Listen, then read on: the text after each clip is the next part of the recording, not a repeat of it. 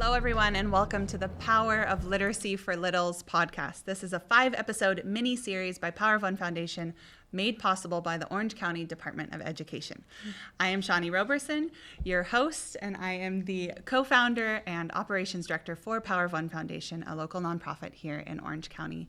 I have 12 years of experience in the nonprofit sector. I'm also a children's book author, a publisher, and a mother to 2 little toddlers. And I'm Chrissy Green. I'm the Community Engagement Coordinator for Dolly Parton's Imagination Library. And I have about 20 years of experience in the nonprofit sector. In 10 of those years, I was able to facilitate a literacy program at the juvenile court and community schools in San Diego County. Amazing. This episode is episode 5, so it's closing out our series, and it is titled A County That Reads Together. So in this episode, we will paint a picture of what's possible if every child starts school with strong literacy skills, and how the mission of bringing Dolly Parton's Imagination Library here can unify Orange County's communities. Today we are so excited to have incredible guests around the table. We're being joined by Amber Fleming-Morales. She is a Literacy and Language Coordinator, Educational Services with Orange County Department of Education. And we have Lisa Wozab, Board of Trustee for the Fullerton Public Library and Board of Education. She's also on the Power of One's Advisory Committee, helping us shepherd this along to roll this program out, which will be a historic launch. Supporting over 174,000 0 to 5-year-olds. So thank you both for being here today. My first question is for Amber. Amber, what is your role with the Orange County Department of Education, and what is your why? Well, first of all, thanks so much for having me on the podcast today. I'm really excited to be here. So I am one of the Literacy and Language Coordinators here at Orange County Department of Education, and I primarily support our elementary ages with literacy. So previously, before coming to the county office, I was an elementary school teacher, coach, AP, and principal, and my work here has to do with supporting all things elementary literacy in our county. And so that means a lot of things. So I support our districts with implementing state policies related to literacy. I train teachers and leaders around instructional practices, as well as create networking opportunities for anybody interacting with literacy across our county. My role is really exciting because I get to dig deep into the things that really matter in terms of moving the needle with the literacy for our students, which is such an important, important initiative right now in this moment. And when I think about kind of my why as to why this is something that is important to me, why this is something that I do, I have personal and professional reasons. I think on one hand, as a person, I love reading. Reading for me is a great source of knowledge building, connecting with others, relaxing with a good book, and it's something that has brought a lot of joy to my life. And I think that really drives me to want to ensure that every child has that type of access. I'm also a mom of 2, not toddlers anymore, but I have a kindergartner and a 3rd grader. Wow. And they really impact how I think about literacy because I've gotten to see firsthand, I see my daughter sounding out words, and she's starting to put together that, the sounds and the letter connect and those words have meaning, and just so cool. The flash is going off, right? And my son, even though he now can read the Harry Potter books on his own, still insists on doing read aloud with mom at night, going through the series. And so it's such a source of confidence for kids, and it opens doors. Yeah. And just broadly in society, we know that literacy rates have such a high correlation with life outcomes and having to do with health outcomes, opportunity outcomes, access, and it's one of the biggest equity issues of our time. And I fundamentally believe that every child should leave our schools learning to read so that they can be productive parts of our society, so that they can be able to work through their day in a way that everyone can read everything, understand everything, is engaged, and that they love to read, and that it is a source of enjoyment. So there's a lot of things that I think about with my why, but I absolutely love anything related to literacy, and I'm really proud to get to be involved in this work. Oh, thank you. Thanks for the work that So you do. beautiful. It's so important. You definitely are making a difference. Thank you. Thank you, Amber. Lisa, my next question is for you. It's a similar question. We want to know your why as well, of why you're an advocate for literacy. We saw that you're on the Board of Trustees for the Fullerton Public Library, and you're the board of the Fullerton Education Foundation. Can you tell us more about what your background is and why you're so interested in helping literacy for littles? Well, I am the recipient and the beneficiary of a legacy of literacy. So my grandmother was an avid reader. My mother was an avid reader. We read together as a family. My mother wrote poetry. And I grew up spending a lot of time in the library that I am blessed to actually be a trustee of now. Wow. Full circle moment. It is a full That's circle moment. so It is a beautiful. full circle moment. I really, and actually used to ride my bike. They used to have a bookmobile in our neighborhood, and then they would come up and I would check out like my Nancy Drews, which has fostered a lifetime love of mystery reading, and just how so many, and I do have to say I get a little choked up, but The Little Engine That Could, which is a special title to Dolly, is a special title to me, and it really shows resiliency. I did my graduate work in education with emphasis in special ed. I'm actually running a small business now, not at all related to what I study, but I really stay engaged with education and literacy, and I just feel that, just like you mentioned, I echo so many of the different things that you said as well, but I do think it is a huge equity issue. I have worked with foster youth, working at one of the largest nonprofits in Orange County with foster youth, and just seeing the impact of what happens when there are gaps in education. One of the things that I have actually been following this program for many years, we didn't have it in California, who cannot love Dolly, and just for, her heart. I mean, she's an icon, but she has such a mission, and the story of her father's illiteracy and how it impacted his future dreams and the trajectory of her own family.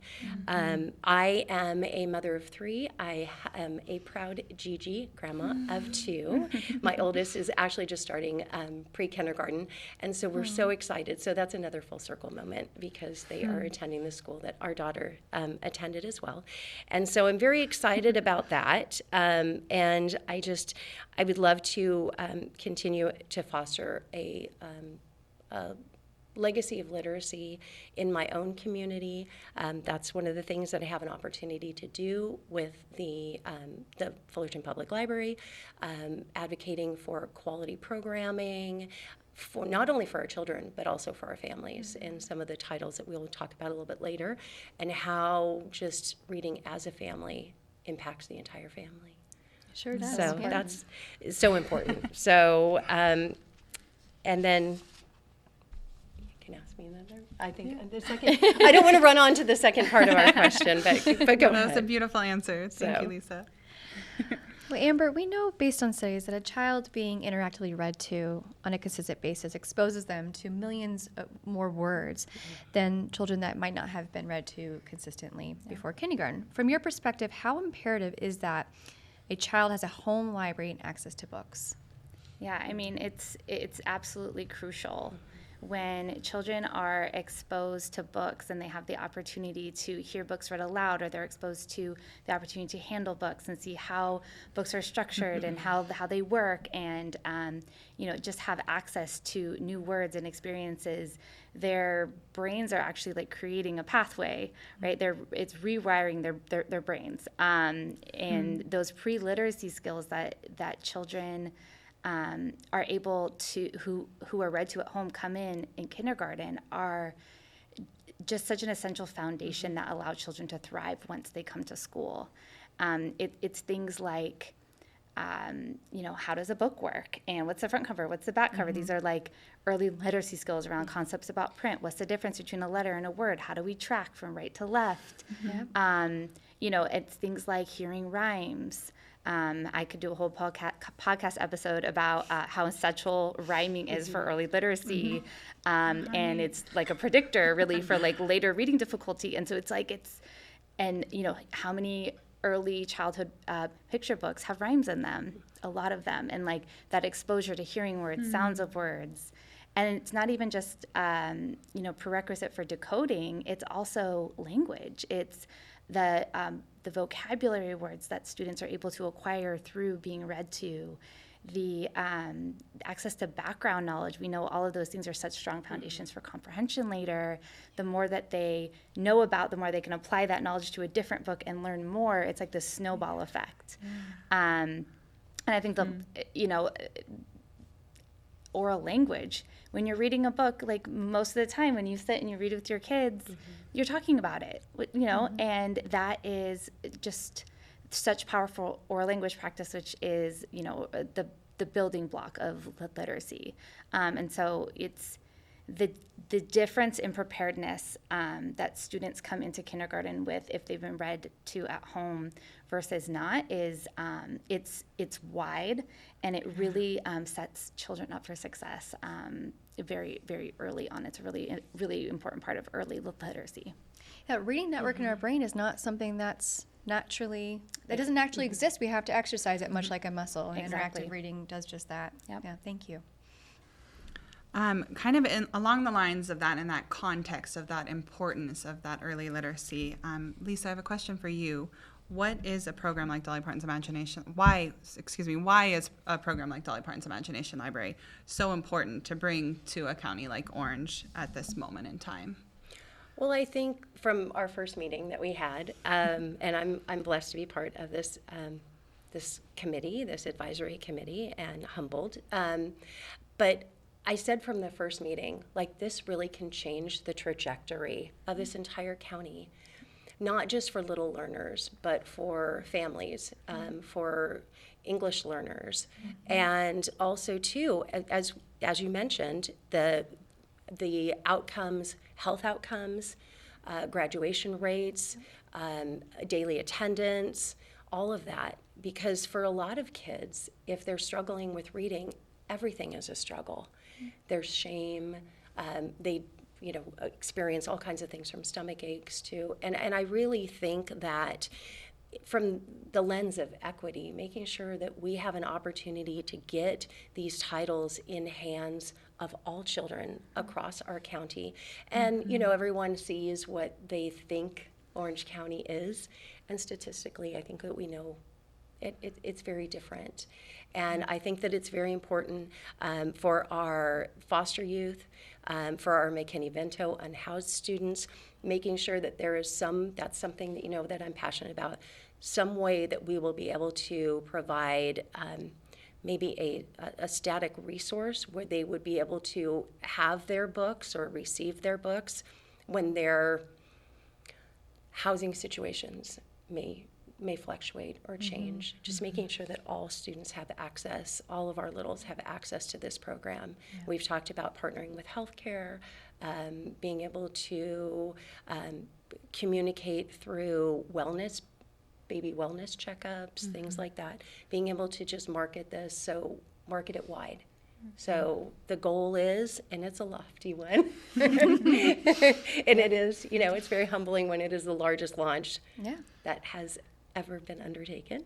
We're dreaming boldly. Dreaming boldly, as Dolly says. Yep. We are dreaming boldly for Orange County children and families. So, and it's just partnerships with other organizations. One of the things that I really think that is different about the way the Dollywood Foundation partners with coming into a new area, I was really impressed and really amazed that from our first meeting, one of the things that you do is you seek out grassroots partnerships in the areas that you want to launch in.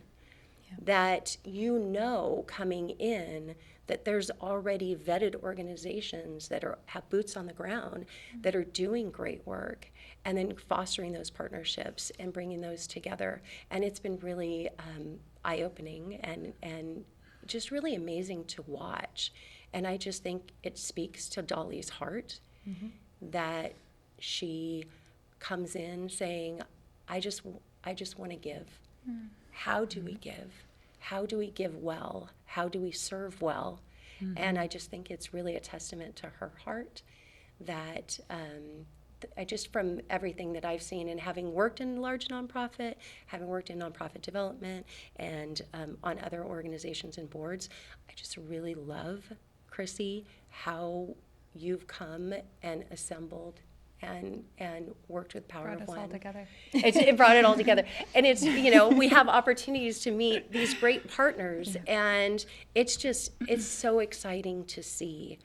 And I'm excited because we see it from this point to see what the potential is. And I think that everything from, the future of our students countywide, families sitting down with bilingual titles.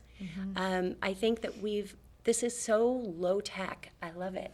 We're getting back to, having a child on your lap or sitting with a child and spending time. And I think that we're so digitized that we're not doing that. And it crosses generations. You have people with difference in mobility, and they can always come and read, from it being a grandparent, a caregiver, extended family. And I just think that it's hard to put in a short answer, the possibility for what I think this can do countywide. Yeah, I'm excited. I love that you said that. And Dolly and the Dollywood Foundation they've been very intentional. Everything that we do is very intentional. And that grassroots effort is something that Dolly really wants to see unfold, because the Power One Foundation, folks around the table who participate in this podcast, people that are on the advisory committee, our partners out in the community, they know their community best. How we can launch this, it needs to be strategic and thoughtful, and that's not something that I can come in and say, this is how we're going to do this program. It needs to come from a community that knows their community better than I could. So I appreciate you saying that. Thank you so much. Awesome. I think we'll wrap it up. Yeah. We are so thankful to you both for being such wonderful guests and sharing your insight and wisdom for literacy for our littles. We want to thank Orange County Department of Education once more for making this podcast possible for us. And we just want to remind everyone that this is the 30th anniversary of Dolly Parton's Imagination Library. This has been happening for 30 years of children in 5 different countries receiving books on their doorstep from newborn to 5 years old. And if you are listening or watching this and you want to pre-register your child in Orange County, please go to powerofonefoundation.org/OC Imagination Library. You can pre-register your child there so you're the first to know when we launch officially in Orange County. And please donate if you are able to, so that we can move this forward and raise this money so that we can really get these books in the hands of our children. Thank you so much. Thank you. Thank you so much for having us. It was nice meeting you.